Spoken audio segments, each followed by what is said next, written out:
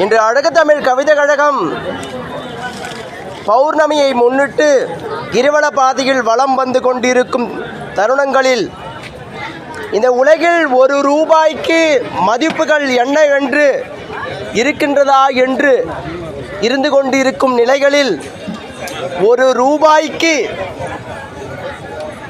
கடலை பருப்பை அரைத்து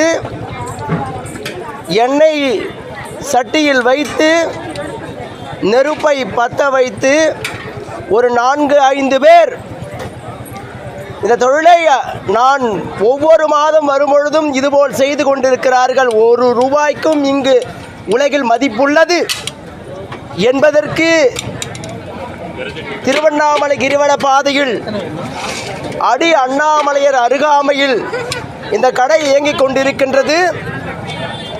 வந்து பாருங்கள், ஒரு ரூபாயின் மதிப்பு என்னவென்று. உங்கள் கையில் இருக்கும் ஒரு ரூபாய்க்கும் இங்கு மதிப்புள்ளது, பொருள் கிடைக்கும். என் உறவுகளே, உலகம் பரபரப்பாக ஓடிக்கொண்டிருக்கின்றது.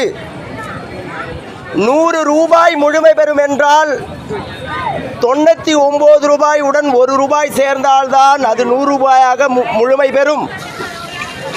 ஒருவரிடம் 1000 ரூபாயை வாங்கிவிட்டால் கடனா 999 ரூபாய் கொடுத்தால் இன்னும் நீ 1 ரூபாய் எனக்கு கொடுக்க வேண்டும், அப்போதுதான் அது முழுமை பெறும் என்பார்கள்.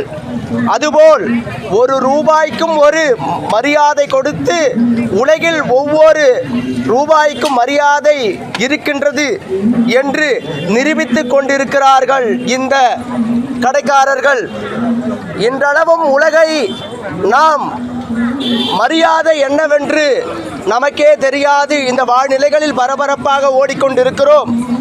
1 ரூபாய்க்கும் ஒவ்வொரு பைசாக்களுக்கும் மரியாதை உண்டு என்பதை என் கண்ணறிய கண்டதால் இந்த காட்சியை நீங்களும் காண வேண்டும் என்பதற்காக அழகுத்தமிழ் கவிதை கழகம் பொதுவெளி என்று அல்ல, இது உலகத்தின் நிகழ்வுகளில் இதுவும் ஒன்றாக இருக்க வேண்டும் என்று வலைதளங்களில் பதிவு செய்வதற்காக பதிவு செய்து கொண்டிருக்கின்றது. என் உறவுகளே, ஒரு பைசாவிற்கும் மதிப்புள்ளது. காலப்போக்கில் அது 1 ரூபாயாக மாறிவிட்டது.